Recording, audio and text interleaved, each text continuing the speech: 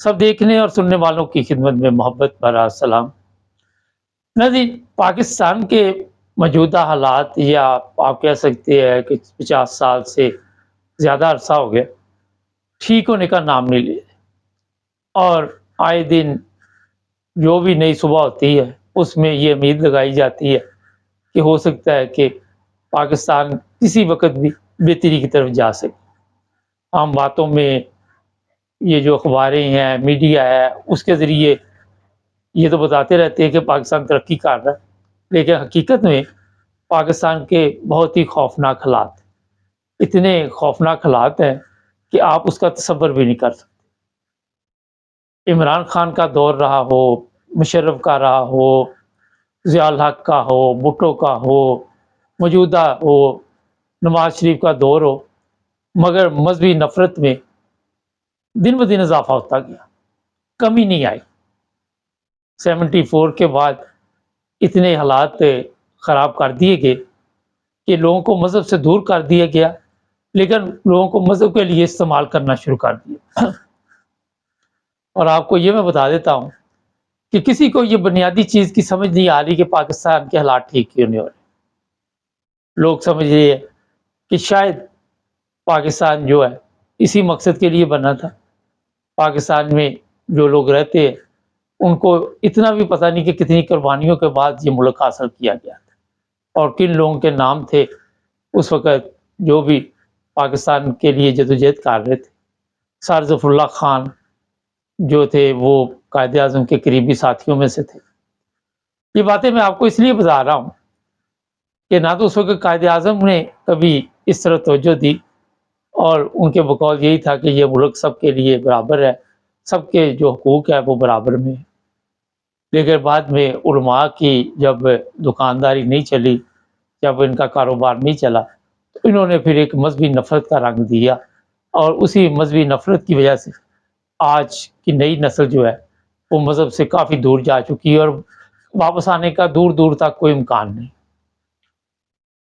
سر ظفر اللہ خان کے بارے میں میرا خیال ہم نے کافی پروگرام کیے، اور جو لوگ بھی ان کو جانتے ہیں، جو بھی ان کے بارے میں معلومات رکھتے ہیں، ان کو پتہ ہے کہ پاکستان کے وزیر خارجہ جو اس وقت کے تھے انہی کا نام آج لوگوں کو یاد ہے۔ اس کے بعد کے کئی وزیر خارجہ ہے، کسی کو پتہ نہیں، اور ان کی جو جدوجہد تھی، چاہے وہ کشمیر کے بارے میں تھی، چاہے وہ یہ جو فلسطین ہے، مراکش ہے، آج بھی آپ کو کتابوں میں ملتی ہے، لیکن کوشش یہ کی جاتی ہے کہ یہ چیزیں جو ہے دبا دی جائے، جس طرح پاکستان میں احمدی جرنیلوں کے کارنامے جو تھے وہ کتابوں سے غائب کر دیے گئے۔ یہ باتیں میں اس لیے آپ کو بتا رہا ہوں کہ جب قومیں احسان فرموش ہو جاتی ہیں، اور وہ اپنے ان لوگوں کو، جو لیڈر جن کی وجہ سے دنیا میں ان کی عزت بنی ہوتی ہے قوموں کی، ان کی عزت نہیں کرتی، تو قوموں کی بھی عزت باقی نہیں رہتی۔ کل پرسوں 2 دن میں جو واقعہ وہاں پہ پیش آیا، پرسوں رات کو سیالکوٹ میں، اس پر ہم نے آپ کو باقاعدہ طور پر بتایا تھا، اور میں نے جو بات کی عدل و انصاف کی، وجہ یہ تھی کہ جس طرح ایک احمدیہ مسجد کو گرایا گیا، اور کافی پرانی مسجد تھی یہ، یہاں انگلینڈ میں بھی مساجد ہیں، اگر آپ کو کبھی انگلینڈ آنے کا اتفاق ہو، یا جو لوگ یہاں پہ رہتے، تو یہاں پہ بھی احمدیہ مسجد ہے، 100 سال سے زیادہ اس کو ہو گیا، اور انگریز جو تھے وہ آ کے دیکھ رہے تھے۔ پچھلے دنوں ہمیں بھی موقع ملا وہاں پہ جانے کا، اور میں نے باقاعدہ طور پر وہاں پہ مختلف قوموں کے لوگوں کو دیکھا، وہ خوش ہو رہے تھے مسجد دیکھ کر، اور انہیں کسی کو کوئی اعتراض نہیں تھا، وہ دیکھ رہے تھے کہ اتنی پرانی مسجد ہے، اور یہاں پہ جو بھی لوگ آئے، بڑے بڑے لوگوں کے نام تھے وہاں پہ جو آئے ہوئے تھے، اس میں شاہ فیصل کا بھی نام آ رہا تھا۔ لیکن جو چیزیں میں بتانے والا ہوں کہ پاکستان جیسے ملک میں جو لوگ بھی اس طرح کے کام کرتے ہیں، وہ میرا خیال ہے کہ صرف پاکستان کا نقصان نہیں کر رہے، وہ اس قوم کا نقصان بھی کر رہے ہیں جن کے اوپر ایسے لوگوں کے احسان ہیں جن کا یہ احسان کبھی بھی نہیں اتار سکتے۔ جس مسجد کو نقصان پہنچایا گیا، وہاں پہ جو عدل کا جنازہ نکالا گیا، پہلے یہ بتایا گیا کہ ٹھیک ہے جی، تجاوزات جو ہے اس پر کام ہو رہا ہے، اور اس کا بہانہ بنا کر 10 فٹ یا اس کے قریب کوئی جگہ تھی اس کو گرانے کا پروگرام تھا، لیکن پوری مسجد کو کیوں گرایا گیا؟ یہ ہے سوال۔ تو کیا یہ دوبارہ مسجد وہاں پہ بن سکے گی؟ یہ مسجد نہیں بنانے دیں گے کبھی بھی۔ اور آپ کو میں یہ بتا دیتا ہوں کہ اس پر نہ تو کوئی وزیر اعلیٰ بولا پنجاب کا، وہ محترمہ نے بھی کوئی بات نہیں کی، نہ کوئی وزیر اعظم بولا، نہ کوئی چیف آف آرمی اسٹاف بولا، نہ کوئی عدلیہ کی طرف سے کوئی ایسا بیان سامنے آیا۔ سیالکوٹ کے جو آپ سب کے علم میں ہے لوگ رہنے والے ہیں، خواجہ آصف کا تعلق بھی وہاں سے ہے، اس کا بھی کوئی بیان نہیں ہے۔ یہ نہیں ہو سکتا کہ اس نے وہ مسجد نہ دیکھی ہو، یہ نہیں ہو سکتا کہ اور بھی جو سیالکوٹ کے لوگ رہنے والے ہیں جو سیاسی ہیں انہوں نے اس مسجد کا کبھی وزٹ نہ کیا ہو یا باہر سے نہ دیکھی ہو۔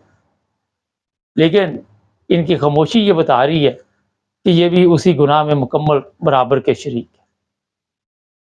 یہ میں بتا دیتا ہوں کہ جو بھی وہاں کی انتظامیہ تھی ان کو دباؤ میں لا کر مولویوں نے جو کچھ بھی کروایا، کیا یہیں پہ یہ سب کچھ رک جائے گا؟ نہیں، ابھی اور بھی نقصانات کیے جائیں گے مذہبی طور پہ، احمدیوں کے بھی کریں گے اور لوگوں کے بھی کریں گے، اور یہ رکنے والے لوگ نہیں ہیں۔ پورے ملک کی سلامتی اس وقت خطرے میں ہے، اور دور دور تک آپ کو نہ کوئی ایسی چیز ملتی ہے کہ آپ اندازہ وہاں سے لگا سکے کہ یہ ایک اسلامی ملک ہے۔ وہاں پہ فراڈ، بے ایمانی، دھوکہ دہی۔ میں پچھلے دنوں دیکھ رہا تھا، کسی نے سوشل میڈیا پہ لکھا تھا کہ 1 کلو یا 1 لیٹر دودھ یا دہی آپ کو وہاں سے نہیں مل سکتا خالص، اور باتیں ہماری یہ ہوتی ہے کہ ہم اسلام کے ٹھیکیدار ہیں، ہم ختم نبوت کے ٹھیکیدار ہیں۔ اس طرح کے آپ کو عام طور پر جو نادان ہے وہاں پہ ملیں گے، اور ان کی نادانی کی جو وجہ ہے وہ سب کو علم ہے کہ ان لوگوں کو گمراہ رکھا گیا، ان لوگوں کو مذہب سے اس لیے دور رکھا گیا کہ ان کو استعمال کیا جائے۔ مذہبی تجارت کے ایسے ایسے کام ڈالے جاتے۔ اس سے پہلے کئی دفعہ گجرانوالہ ہو، لاہور ہو، سندھ ہو، پشاور ہو، ایسے ایسے علاقوں پہ جو احمدیوں کی مساجد تھی، فیصل آباد، وہاں پہ حملے کیے گئے۔ پہلے یہ ہوتا تھا کہ وہ منار وغیرہ جو تھے ان کو گرا دیتی تھی پولیس، لیکن اب پوری مسجد کو گرایا گیا۔ یہ افسوسناک واقعہ جو پاکستان میں ہوا، اس پر میرا خیال ہے کہ قوم کو سوچنا چاہیے کہ اس قوم پہ عذاب کیوں آئے ہوئے۔ جب آپ کسی کی کیا خدا کا گھر ہے، مسجد عبادت گاہ ہے، اور وہاں پہ لوگ عبادت کر رہے، اللہ اور اس کے رسول کا نام لے رہے، تو آپ ان کو روکیں گے تو پھر آپ کو کہاں سے پاکستان میں رہنے والوں کے لیے کوئی خوشخبری آئے گی؟ آئے دن جو پاکستان کے مسائل ہیں وہ آپ دیکھتے کہ بڑھتے جا رہے ہیں، اور لوگوں کے ذہن میں ہے کہ ہم بالکل ٹھیک راستے پہ جا رہے ہیں۔ ختم نبوت کے نعرے لگا کر قوم کو یہ بتایا جا رہا ہے کہ بالکل درست راستے پہ ہم چل رہے ہیں، لیکن اسی کنٹری میں، اسی ملک میں لوگ رہنے کے لیے تیار نہیں، اسی ملک کو چھوڑنے کے لیے لوگ تیار ہیں۔ یہ جو نعرے لگاتے ہیں وہاں پہ، وہ وہاں سے نکلنا بھی چاہتے ہیں، وہ کہتے ہیں یہ محفوظ ملک نہیں۔ کیوں محفوظ نہیں؟ بھی آپ لوگوں کی وجہ سے نہیں محفوظ۔ جب آپ کی تربیت نہیں، آپ کے پاس تعلیم نہیں، کوئی چیز نہیں، تو پھر کہاں سے وہ محفوظ ہوگا؟ جب آپ وہاں پہ اپنے جہالت کے کام کرتے ہو۔ ایسے کچھ نادان یہاں بھی آئے ہوئے ہیں۔ میں پچھلے دنوں میں نے بتایا تھا کہ کچھ 1-2 صاحب ہے، وہ سمجھ رہے یہاں پہ بھی احمدیوں کی مساجد کی ہم ویڈیو بنا کر پتہ نہیں کتنا بڑا کارنامہ انجام دیں۔ یہاں کسی کی جرت نہیں کہ کسی کی مسجد کو یا کسی کی عمارت کو نقصان پہنچائے، اور یہاں کے قوانین جو ہے سب کو پتہ ہے کہ کتنے سخت ہے، اور یہ لوگ پہلے اس طرح کی جو حرکتیں اس سے تنگ آ چکی۔ یہاں کی اگر بات کی جائے تو بریڈ فورڈ، وہاں پہ آج بھی ایک مسجد کا تنازع پڑا ہوا ہے، اور اکٹھے نماز نہیں پڑھی جا سکتی۔ آدھے لوگ باہر نماز پڑھتے ہیں جمعہ کی، اور آدھے جو ہے وہ ان کو مسجد میں اندر داخل نہیں ہونے دیتے۔ پچھلے دنوں میں نے اس پہ پروگرام بھی کیا تھا، تو ایک صاحب نے لکھا کہ مسجد تو کھلی ہوئی ہے، مگر جن لوگوں کے لیے آپ نے بند کی ہوئی ہے وہ بھی پہلے اسی مسجد میں نماز پڑھتے، باہر پولیس کھڑی ہے، آپ کے تحفظ کے لیے. یہ میں اس لیے بتا رہا ہوں کہ یہاں کی پولیس آپ کے لیے کھڑی ہے، وہاں کے آپ کی جو لڑائی جھگڑا ہے اسے تحفظ دیا جائے. پاکستان کی پولیس اس لیے جاتی ہے کہ ساتھ مل کر اور بڑھ چڑھ کر مسجد سے کلمہ یا دوسری جو بھی قرآن مجید کی آیات ہے اس کو مٹا دے، بے حرمتی کرے. یہ فرق ہے ایک اسلامی ملک کی پولیس میں اور ایک غیر اسلامی ملک کی پولیس میں. یہ آپ کے تحفظ کے لیے کھڑے اور سردی میں ڈیوٹی دے رہے. جو قومیں دوسری قوموں سے نہیں سیکھتی ان کا آج بھی بیڑا گرک ہے، ان کا کل بھی بیڑا گرک ہے.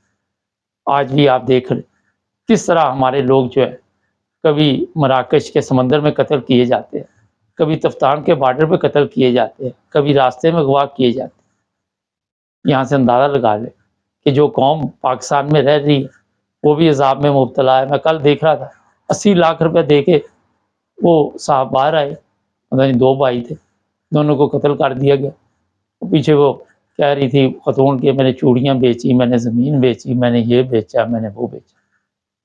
اس سے بڑا عذاب کیا ہوگا قوم کے اوپر؟ نہ ملک میں سلامت ہم رہ سکتے، نہ ملک سے باہر رہ سکتے.